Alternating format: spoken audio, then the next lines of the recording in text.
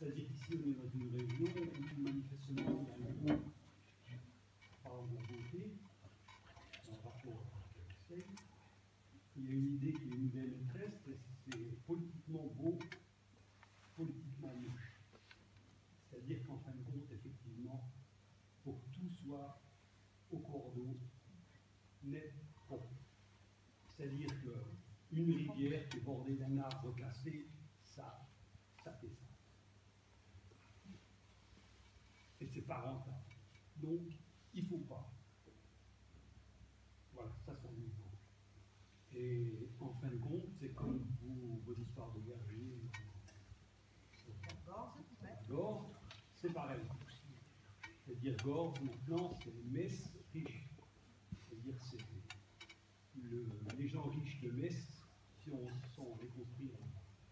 Et c'est vrai qu'un verger qui n'est pas propre, qui n'est pas clean, ça fait négligé, ça fait feignant, ça fait pas rentable, c'est pas grave. Alors effectivement, il y a des choses qui s'expliquent, mais il y a des choses où c'est tout à fait psychologique, que d'aspect, en fait.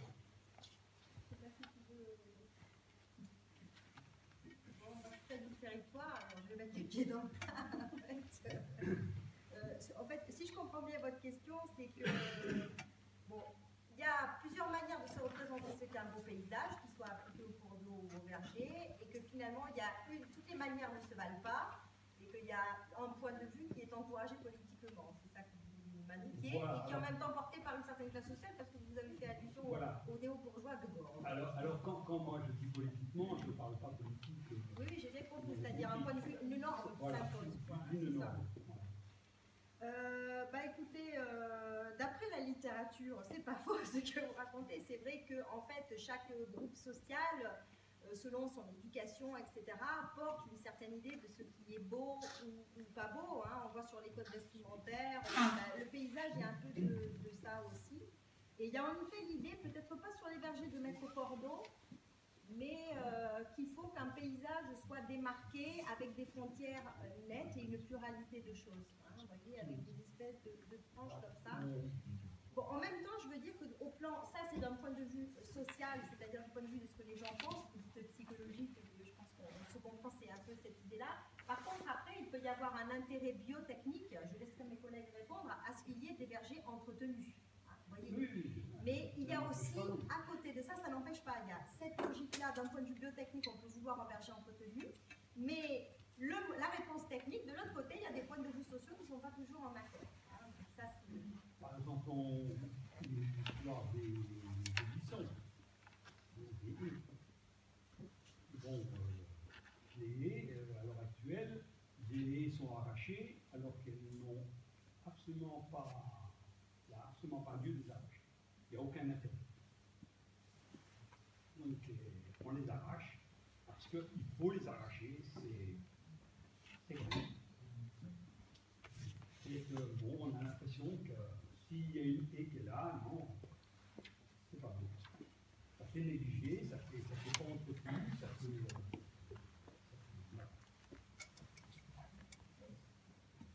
ne sais pas si ça fait écho avec ce que d'autres. Oui, non, mais je sais, c'est ce que je dis. Il y a des traditions, des manières traditionnelles de s'occuper d'un paysage qui sont contrastées. Michel Remillon, agriculteur à Marseille. Bon, je voudrais réagir sur deux choses. La première, c'est sur la notion d'eutrophisation. Moi, je pense que c'est méconnaître complètement le cours d'eau que de parler d'eutrophisation liée aux pollutions agricoles. L'eutrophisation, elle est due essentiellement au fait que le cours d'eau n'a pas de pente. Ici, on est à 207 mètres. À Metz, on est à 168 mètres. Et la Seille, vous connaissez la longueur de la Seille? Elle fait 161 km. Tu peux vérifier. Donc c'est ça le problème numéro 1. Et deuxièmement, je voudrais réagir par rapport à l'absence de végétation. On en parlait avec Christian à l'instant. Moi, j'ai des parcelles sur la Seille qui n'ont jamais été fauchées depuis 30 ans, des petits coins. Jamais un arbre qu'on a poussé. Pour quelle raison? Vous allez après Chambray, vous arrivez dans le deuxième secteur de la Seille, comme par hasard, vous avez de la ripiscine. Comment ça se fait? Est-ce que les agriculteurs ici ont le goût de tout arracher, ou est-ce que c'est un problème environnemental? Eh ben, je vous réponds, c'est le deuxième paramètre. Il y a eu une tentative par la communauté de communes, par le syndicat littoral de la Seille, de renaturation de la Seille il y a une dizaine d'années. On a planté des arbres le long de mes parcelles que je me suis même obligé à entretenir. On les a arrosés pendant plusieurs années, et au bout de quelques années, on les voit qui meurent. Alors qu'ils ne sont pas abîmés ni par les animaux, ni par les faucheuses. Donc, c'est un problème essentiellement environnemental. Vous allez vers Fleury, enfin, dans le cours de la Seille près de Metz, vous voyez la Seille il y a des méandres, et où il y a une quantité impressionnante de végétation. Et les agriculteurs du Saulnois ne sont pas des matraqueurs. Voilà ce que je voulais dire. Je pense que c'est pas ce qu'elle a dit quand même, hein. Non, non, mais... Mais ok, vous avez... Voilà. Non, mais je veux rétablir la vérité. Voilà. Ça, c'est la vérité. En tout cas, sur les parcelles dont vous parlez. Ah ben, je parle, moi, sur le secteur salé, c'est-à-dire de Dieuze à Chambray. Au-delà de Chambray, hein, géologiquement parlant, vous n'avez plus d'affleurement et de remontée du gisement salifère. Et comme par hasard, vous avez des frênes, vous avez des saules, vous avez du saule marceau, vous avez de l'érable, vous avez etc., etc. Des aules en particulier. Et comme par hasard, ici, il n'y a pas d'aulnes. Même dans des secteurs qui ne sont pas fauchés. Voilà, c'est la nature. Voilà. Donc je voulais simplement rétablir la vérité. Est-ce que vous pouvez le montrer sur la carte? Parce qu'il y a des gens, moi je ne connais pas du tout exactement où ça se trouve. Eh bien, tu peux remontrer. Remonte, voilà. Ouais, au ras de la flèche. Oui, la zone salée, la zone salée s'arrête à Chambray. Voilà. C'est-à-dire que vous n'avez plus de remontée du gisement salifère, la saumure naturelle de remontée. Non, c'était l'autre, c'était la carte qui avait Les deux flèches. avec les flèches, voilà. Ah. Voilà. Voilà. De l'Indre à Chambray, vous avez du sel, après Chambray, vous n'avez plus de sel. C'est tout ça. C'est une question écologique. Et les agriculteurs n'ont rien à voir là-dedans. Mais juste une question de compréhension. Le sel, il va être dans la Seille, il va se propager avec l'eau. Donc même si... Non, c'est dans vous avez une remontée de saumure naturelle dans le sol. Et après, il s'écoule avec l'eau. Après, une partie s'en va avec la Seille, Et le reste? mais il y en a toujours dans la terre. Oui, aussi, oui, oui. Donc ça remonte. Et mis à part quelques espèces qui résistent à la présence du sel, hein, qu'il faut bien choisir, eh bien les autres ne supportent pas le sel, tout simplement. Moi, à titre personnel, j'ai planté des peupliers d'Italie. Quand je me suis installé il y a 30 ans, ils sont tous morts. Oui, mais ça veut dire que chez vous, très localement, il y a du sel qui remonte chez vous. En Mais fait. bien sûr. Et donc c'est Mais peut-être 1 kilomètre plus loin, le taux de sel dans le sol est déjà différent. Non, C'est pas là- un problème de l'eau, mais c'est un problème du sol là. C'est un problème. Peut-être 1 kilomètre plus tard. Voilà. Et donc c'est... Comment se fait-il qu'après Chambray, il n'y a pas eu de saline? Voilà. Vous n'avez jamais posé la question? Parce qu'il n'y a tout simplement pas de remontée de saumure naturelle. Après, il faudrait voir où est-ce qu'il y a vraiment des arbres sur la Seille, parce que... Ah ben il y en a à partir de Chambray. Moi je connais bien le cours Oui. de la Seille, vous en avez jusqu'à Metz. Et vous pensez que sur toute la zone avant, il y a tout le temps des remontées de sel, tout partout. Ben, c'est comme ça que je l'explique. Je sais pas ce que Jean-Jacques Ah, c'est- oui, c'est ça.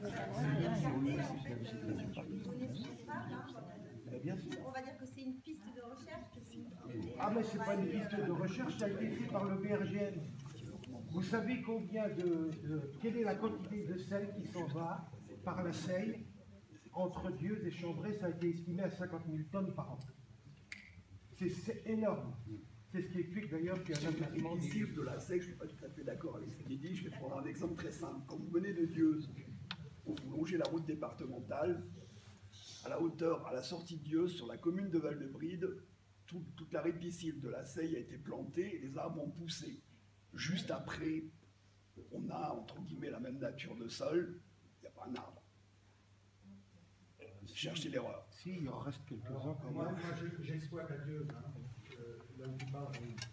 Et j'exploite aussi sur un recours. Voilà, C'est pas du tout la même flore. pas du tout. Mais à Dieu, moi je regrette qu'il n'y a pas de sel. Non, je parle C'est pas la même mer. C'est sûr, Et une une fois- commune de d'ailleurs, Val-de-Brie, ça a été planté. D'ailleurs, Les il y a pas arbres de se voient source sur la salée. route. hein. Il n'y a pas de Il n'y a pas de source salée. Si on prenait une carte de la Seine, où partout il y a des sources salées, on ne retrouve pas d'arbres. Exactement. Chez moi, il y a un marais géré par le conservatoire des Cygnes avec, entre guillemets, 50 espèces ou 30 de plantes allophiles avec des arbres qui ont été plantés et qui ont poussé. Oui, mais t'as pas forcément le. On a exploité On a bien pendant, tout ça. on a exploité pendant 40 ans. C'est cool. Alors, c'est quoi donc l'absence de sources salées Oui, c'est le remplacé agriculteur à Rondour. Moi je pense que vous auriez pu faire sur votre carte les endroits où il y a des sources salées, Exactement. les endroits où il n'y a pas d'arbres. Exactement. Et il y a une Il y corrélation. a une corrélation évidente. D'ailleurs, moi j'ai fait partie quand il y a eu la renaturation, la première renaturation de la Seine, on avait pris un bureau d'études, on a fait des plantations. Le bureau d'études nous a dit ne vous en faites pas, on connaît des arbres qui existent au Seine. Les arbres ont poussé pendant 2-3 ans et après ils Ils sont tous morts. Je veux répondre. Les arbres, il y a aussi, il y a des. Pardon. Ça dépend où. Vous voyez à Sortie de Dieu, il y a des arbres et à Mulsey, il n'y en a plus. Il y en a plus. Oui, parce qu'ils n'ont jamais été plantés. Non. Les arbres, ça pousse tout seul. Donc, je me représente quand même Rémi Amand, donc maire de l'Indre-Basse, accessoirement parc de Lorraine. Donc, sur, entre guillemets, les ripisciles de la Seille, il y a des endroits effectivement où vous avez des concentrations en sel très importantes. Où là, non seulement il n'y a pas d'arbres, mais il n'y a pas de végétaux du tout. Et ça, ce sont des endroits très particuliers. Et c'est pas la peine là d'y planter des arbres, il n'y a rien qui pousse. Les taux de concentration, on dépasse sur les analyses d'eau, on est à plus de 80 grammes de sel au litre d'eau. Donc c'est effectivement dans ces endroits-là, si vous plantez des arbres, ils ne pousseront jamais. Alors effectivement, dans le secteur de Marsal, vous avez des endroits très précis, vous avez des résurgences de ce type, c'est pas là où il faut planter. Mais peut-être que 10 mètres plus loin, au niveau analyse de sol, alors je m'excuse, mais au niveau historique, dans les sociétés savantes au 19e siècle, il y a une étude sur la salinité dans la vallée de la Seille, faite au niveau national, sur, entre guillemets, alors à une époque c'était des âneries au niveau scientifique et au niveau, entre guillemets, agronomique, puisqu'ils vous expliquaient qu'ils allaient réussir à utiliser le sel comme engrais. Mais en travaillant sur les doses. Ensuite, ils faisaient des analyses des plantes halophiles et par dissécation, ils publiaient, entre guillemets, les quantités de sel contenues. Ça se trouve, si vous allez dans les archives, sur des publications qui sont autour des années 1850. Et à l'époque, donc, on arrive au Second Empire, où là, on a des publications. Alors, une information par rapport à ce qui a été dit tout à l'heure, effectivement, on voit qu'on a un travail d'ethnologue, anthropologue, avec, entre guillemets, des ressentis qui ne sont pas forcément des ressentis objectifs. Donc, je voudrais revenir à ce qui a été dit, par exemple, sur un étang comme l'étang de l'Indre, instrument de pouvoir. Il y a une grande méconnaissance à la fois au niveau de l'histoire et au niveau, entre guillemets, des règlements et des textes. Au niveau de l'histoire, tout simplement, l'étang de l'Indre, depuis le XIIIe siècle, était duché de Lorraine. Pour inonder Metz, ce n'était pas possible, puisque Metz, c'était une ville, c'était une terre d'évêchés. Ça n'avait rien à voir au niveau politique. Ils étaient plutôt en guerre les uns avec les autres. Okay. Bon, ça, c'est une première parenthèse. Ensuite, quand le département de la Moselle devient propriétaire en 1976, donc de 1850, c'est là où, au niveau de l'étang de l'Indre, il y a une exploitation piscicole, entre guillemets, avec des rapports précis sur l'exploitation. Jusque 1976, quand j'entendais instrument de pouvoir, pendant cette période-là, une année sur 3, l'étang était mis en terrage. Ça veut dire que les agriculteurs du coin allaient cultiver. C'est-à-dire aussi bien des gens de Putigny, donc près de Château-Salins, venaient cultiver dans l'étang de l'Indre, que des gens qui habitaient immédiatement au bord. Ensuite, il existe un règlement hydraulique qui a été mis en place dans les années 80, quand le département est devenu propriétaire, pour éviter les problèmes effectivement de crues. il y a eu un cloisonnement de l'étang avec des digues intérieures pour contrôler les niveaux. Alors effectivement, dans la période avant 76, où la gestion était une gestion faite par un propriétaire privé, je défie qui que ce soit, entre 1850 et 1976, de trouver une décision de tribunal où un plaignant, suite à une inondation, a été indemnisé par les tribunaux, par les propriétaires de l'étang. Chaque fois qu'il y avait des inondations dues, entre guillemets, à des phénomènes climatiques exceptionnels, et au moment des vidanges, à l'époque, ils s'appuyaient sur un usage agricole qui était la veine pâture. C'est-à-dire qu'à partir du 1er octobre, ils ouvraient leurs vannes, et quand ils ouvraient leurs vannes, je peux vous dire que la Seille, elle montait pas qu'un peu. Et là, la vallée, elle était sous l'eau. Et les agriculteurs avaient intérêt à rentrer leurs animaux, sinon ils les retrouvaient dans l'eau. Ça, c'était autre temps, autre mœurs. Donc, quand on dit instrument de pouvoir, oui et non. Alors, le département, là aussi, pour préciser les contraintes qui ont été évoquées, lorsque le département est devenu propriétaire, c'est lui qui est devenu gestionnaire. L'acquisition s'est faite avec un budget que je vais vous représenter. 50% fonds départemental, 25% région Lorraine, 25% ministère de l'Environnement. Avec une condition à la clé. Le site devait être classé réserve naturelle, ce qui n'a jamais été fait. C'est tout ça, c'est pour faire le point sur la partie, entre guillemets, précise au niveau, là, on est, entre guillemets, dans la réalité, pas dans la perception qu'on a en termes de pouvoir. Oui, histoire et mémoire, on est d'accord. Vous apportez les éléments d'histoire, mais il n'empêche que du point de vue des mémoires sociales, les gens vous racontent quand ils nous disent « ouais, c'est pour pas, on est inondé, c'est pour pas inonder les Messins, personne n'y croit ». Ce sont des représentations, et à cette occasion-là, on parle de ressentiment, du sentiment d'être moins bien traité par rapport aux Messins sur d'autres questions, bien évidemment. L'eau est prétexte à autre chose. Hein. Mais il faut quand même l'entendre dès lors que ça gouverne des pratiques sociales qui ont à voir avec ici et maintenant, même si c'est fait historiquement, je suis d'accord. Voilà. Pour aller dans votre sens et abonder justement là-dedans, ces traditions, elles sont dues, j'allais dire, à un inconscient collectif qui remonte à très loin, et on est avant la Révolution française, où les habitants de ces secteurs-là étaient soumis à des corvées, j'allais dire, relativement humiliantes, à cause de ces états. Mais aujourd'hui, l'étang de l'Inde devrait toujours faire une rétention. Jean-Marie Zimmermann, je suis agriculteur à Moyenvic, et je connais bien le domaine de l'Indre, puisque je suis souvent sur une forêt qui touche ce domaine de l'Indre.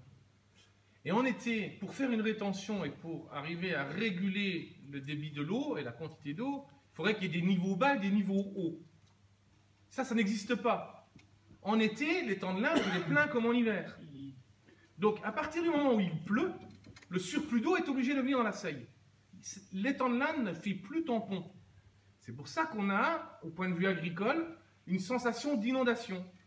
Il n'y a plus la sensation de rétention parce que le domaine du l'Indre a essayé et essaye encore aujourd'hui de recréer une dynamique de production de poissons, de retrouver une production, et ce qui n'y arrive pas, c'est pas fait. Mais il n'y a plus de rétention, il n'y a plus de niveau bas, il n'y a plus de niveau haut. Donc dès qu'il pleut, l'eau arrive et inonde.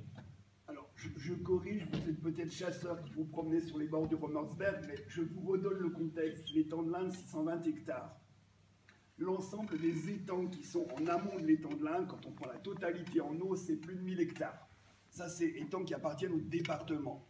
En plus de ces étangs-là, il y a des étangs privés. Je vais en citer quelques-uns pour ceux qui connaissent, Nolveilleur, Auveilleur, Bispin, etc. Ça, ce sont des étangs privés qui, quand ils sont vidangés, viennent se jeter dans l'étang de l'Indre. Donc, le gestionnaire de l'étang de l'Indre, lui, il ouvre, et depuis que le département a refait son aménagement de digues, il a prévu un système de lâchage à mi-hauteur de digues qui fait que les niveaux sont constamment, j'allais dire, en dessous du niveau du déversoir.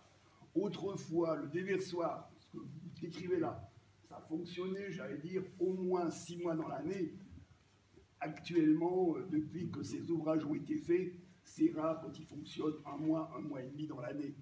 Donc, pour ces inondations et ces retenues, ils remplissent son rôle, entre guillemets, de rétention. Sauf que, quand vous avez un exploitant privé qui, au-dessus, vous balance un étang de 50 hectares en vidange, qui arrive dans l'étang de l'Indre, cette eau-là, il faut qu'elle s'évacue. Okay. Et là, effectivement, quand vous êtes touriste, vous passez, vous ne savez pas ce qui s'est passé. vous ne pouvez pas savoir à quoi est due la différence de niveau qui se passe. Mais l'étang de l'Indre lui-même, c'est 620 hectares, mais en amont, il y a plus du double en surface, en eau, qui au moment des vidanges vient se jeter là-dedans. Alors, quand on accuse le gestionnaire, à l'époque où il était privé, je répète, il était bardé d'avocats et ils ont gagné tout leur procès. Et pour vous dire qu'ils ont eu des gens costauds en face d'eux, il y a un ancien juge tribunal de Metz qui est originaire de Guermange qui les a attaqués parce que là aussi les niveaux menaçaient sa plantation de mirabellier. Il n'a jamais gagné. Ça, c'était à l'époque où les temps étaient chez quelqu'un, un propriétaire privé. Donc aujourd'hui, le département, je ne pense pas qu'il y ait eu des actions d'agriculteurs victimes d'inondations qui ont intenté des actions, mais si c'était le cas, à mon avis, je ne pense pas qu'ils aient beaucoup de chances de gagner. Dans l'étang de l'Indre, il y a toujours de l'eau dans l'étang de l'Indre. C'est à cause du poisson, parce qu'il y a de l'élevage. Le restant, ils s'en foutent. Ils s'en foutent. Ils s'en foutent. Autrement, il serait vide en hiver. Monsieur, ce qu'il a dit, il a tout à fait raison. Mais on est dirigé par des gratte-papier et qu'on n'a rien compris au système. C'est ça le drame. On fait toujours pareil. C'est les gratte-papier qui dirigent. Mais entre les gratte-papier et la réalité, il y a tout un monde. Vous comprenez? Ça, c'est comme à Dieuze. À Dieuze, on veut faire venir, monsieur Normand veut faire venir une usine d'embouteillage d'eau. De quel droit monsieur Normand veut faire ça? De quel droit? L'eau est un bien mondial de l'humanité. Première chose, il doit demander conseil au peuple de la Seille. Il n'a pas à vendre notre eau. Notre eau, elle nous appartient à tout le canton. Les 128 maires de la communauté de communes, qu'est-ce qu'ils font là-dessus? Rien du tout, rien du tout. Alors que les 128 maires devraient nous défendre sur l'histoire de l'eau à Château-Salins et dans les environs. Parce que l'eau de Dieuze et l'eau de Putigny, c'est la même. Les géologues sont formels là-dessus. J'ai discuté avec les géologues quand ils ont fait le dernier forage sur la route d'Ampon. Ils sont formels que les niveaux d'eau vont baisser, l'eau douce va baisser dans les décennies à venir. Et si dans les décennies à venir on manque d'eau, qu'est-ce qu'on fera? C'est M. Normand qui va payer l'eau pour nous ravitailler? Ou alors s'il faut faire des forages, vous savez combien ça coûte un forage? Un forage, ça coûte, alors moi je connais le chiffre encore en centimes, 1 milliard ça coûte. 1 milliard ça coûte un forage. Et ça, si un jour on manque d'eau, qu'est-ce qu'on fait? Qui c'est qui va payer l'eau? C'est M. Normand avec ses sous? Moi, je veux bien que M. Normand il vende de l'eau. Mais alors qu'il nous fasse un papier signé, comme quoi si nos enfants, nos petits-enfants un jour manquent d'eau, c'est lui qui la payera de sa poche. Mais M. Normand, il n'a rien à foutre. Mais le drame, non monsieur, laissez-moi parler. Le drame, vous savez ce que c'est le drame de M. Normand? C'est que M. Normand, il a fait faire un forage il y a une dizaine d'années qui a coûté 1 milliard, et le forage, pour l'instant, il n'a pas sorti un litre d'eau dedans. Et M. Normand, ça l'emmerde bien, parce que le forage là, il voudrait bien récupérer du pognon sur notre dos. Mais les 128 maires de la communauté de communes, qu'est-ce qu'ils font? Rien du tout. Ils n'en ont rien à cirer. C'est comme monsieur dit avec l'étang de l'Indre. Ils n'en ont rien à foutre que l'étang de l'Indre, il déborde. Voilà, monsieur, la réalité, monsieur. Et bien, dites-moi le contraire. Je ne veux pas contredire, je veux simplement donner une illustration. Ah ben, vous avez intérêt à ne pas me contrer. Parce que c'est la vérité. C'est la vérité. C'est la vérité. Mais la vérité, toute vérité n'est pas toujours bonne à dire. Une illustration très simple. Il ne faudrait pas prendre les gens pour des cons. La dernière inondation importante qui a Là, la vérité. Pour ceux qui connaissent Dieuze, ce jour-là, Dieuze, on est un samedi. L'eau, elle passe devant le magasin Ollinger. Elle ressort du spa. Or, cette année-là, l'étang de l'Indre est vide et la Seille a coulé à l'envers. C'est-à-dire que les affluents qui se jettent dans la Seille au niveau de Dieuze, il y a un barrage à Dieuze, l'eau a refoulé, elle est revenue au déversoir de l'étang. Il ne pouvait pas y avoir d'eau qui sortait du déversoir, l'étang était vide.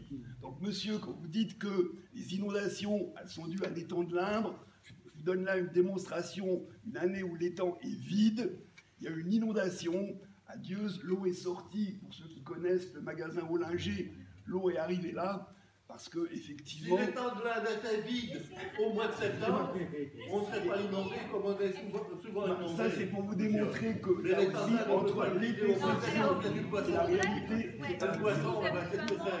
Vous pouvez dire, monsieur, excusez-moi, votre nom, s'il vous Je plaît. suis Asler Claude de Château-Salin. D'accord, Je mais suis né à Château-Salin le 20 mars 1937. Madame le madame. Je suis un vrai Lorrain et un vrai Français, madame. Qu'on se le dise. d'accord. Voilà. Je suis Asler Claude de Château-Salin. 1 rue des Jardins à Château-Salin. Je le dis haut et fort. Et celui qui n'est pas content, je dis parce que ce que je dis, c'est la vérité. Alors maintenant, pour ce qu'il en est de la petite Seille, c'est tout facile, la petite Seille. Bon, peut-être pas tous les cours d'eau de France, je ne les connais pas. Mais on peut la laisser couler, où elle doit couler, tranquillement. Mais où il faut nettoyer, il faut nettoyer. Et à l'heure actuelle, vous avez toute la traversée de Château-Salin, c'est épouvantable, c'est dégueulasse, enfin, excusez-moi de ce que je dis, c'est dégueulasse, et on ne fait rien, parce que soi-disant, il ne faut plus y toucher à la petite Seille. Alors qu'elle est dégueulasse, il y a des troncs à travers, ça pousse de tout ce qu'on veut, mais le jour que ça va inonder, ça sera de la faute à qui? À personne. À personne. Ça sera de la faute à personne, encore une fois. Voilà la réalité de la chose. On a bien entendu. Vous avez bien entendu? Et puis, elle vous laisse crier. N'ayez pas peur. Alors, est-ce que vous pouvez vous... Voilà. Votre anniversaire, c'est pas la fête. Le niveau de la Seine. C'est toujours inondé. Mais c'est à Marly qui règle. Parce que les terrains de Marly, avant, tout était inondable. Et tout ça est passé en lotissement. Donc c'est bloqué. Et il règle, c'est en fonction de la navigation sur le débit de la Moselle. Donc le débit de la Moselle, il laisse tirer la Meurthe, tirer la Moselle, pour que pouvoir en ensuite tout ça. Et seulement après, quand il relève le barrage, il est assis. Et c'est de là que le début de la chaîne est. Et j'aurais une autre question à poser sur les 168 km. Combien il y a du moulin à eau? Il y avait des moulins à eau.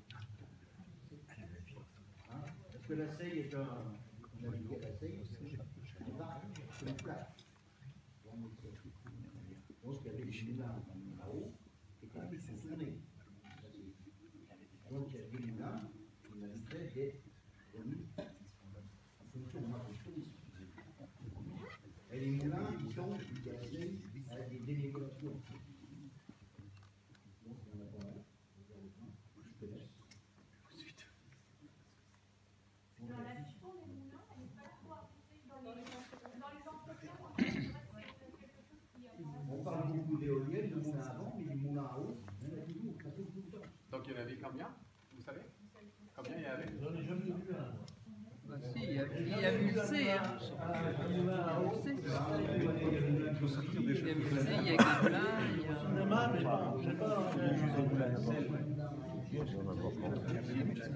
Ah, moi je sais parce que j'en ai pêché.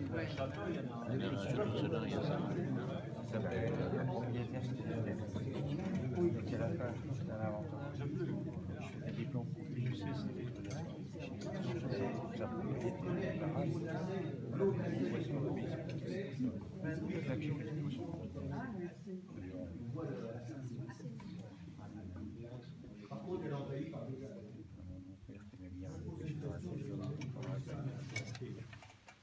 Quelle est l'évolution de cette solution? J'aurais eu une remarque à faire aussi, c'est qu'il n'y a pas que le phosphate, on retrouve aussi le phosphate. Il faut savoir que les phosphates viennent beaucoup de lessive. C'est Laurent. Pas que de la maison. Pas que l'agriculture, c'est un problème de pollution, c'est un problème de pollution. Je voudrais savoir quelle est l'évolution de la qualité de l'eau sur la Seine. Parce qu'il n'y a pas beaucoup d'analyses de fait. Il y a eu beaucoup de travaux de fait, il y a eu des normes, les communes voilà, on n'entend jamais parler de l'évolution de la qualité de l'eau de la Seine.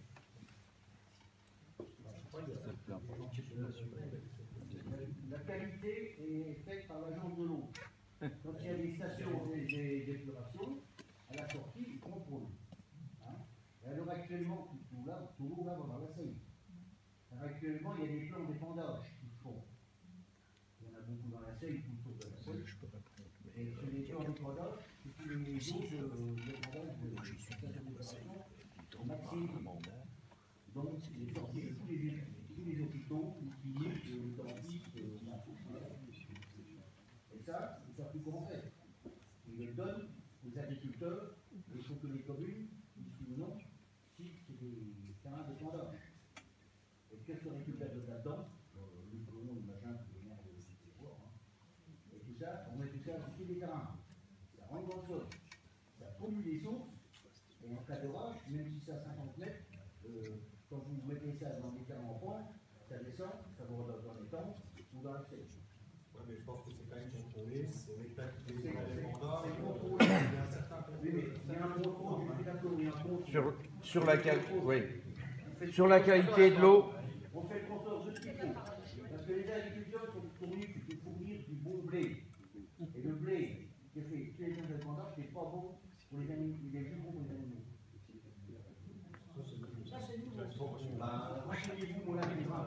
Oui, sur Christian Remillon.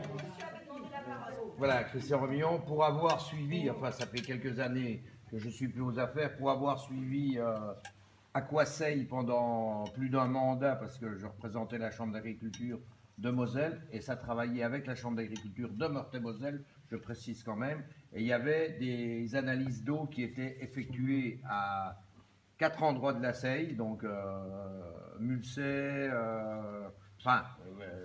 on va faire court, à 4 endroits de la Seille. Et sur les plus de 10 ans où j'ai participé, on avait toujours une meilleure qualité de l'eau. À part quelques années où vraiment,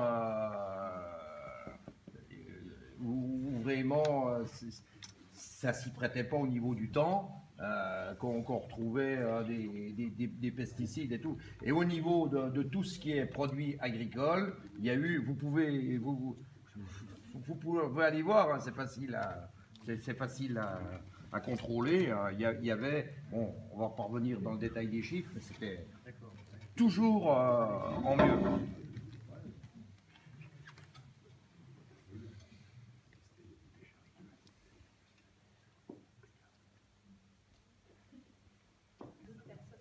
Juste une petite réaction à ce que vous dites pour les lessives, pour les phosphates. Donc, si j'ai bien compris, l'Union européenne, le Parlement européen les a interdits dans les lessives de vêtements depuis 2013.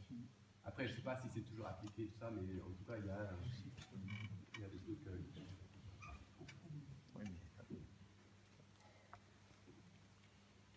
Oui, parce que là, en ce moment, si vous entendez la Seille, on va accepter, on prend les villes qui peuvent venir à la campagne pour les stations d'épuration. Et quand il y aura des lagunages, ça termine aussi dans le noir, les stations, les filtres à roseau et tout, qu'il faudra vidanger, d'ici une dizaine d'années, où on va mettre ça? Personne n'est capable de nous dire à Bure. Ça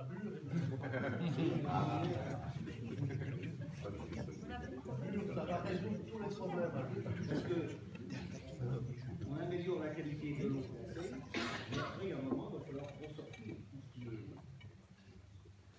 qui est en rétention. On mettra la Fosselheim sur la centrale. C'est pas mal d'être enfermé ici, là, il n'y a pas de la place. On peut pas avoir peur de chasser.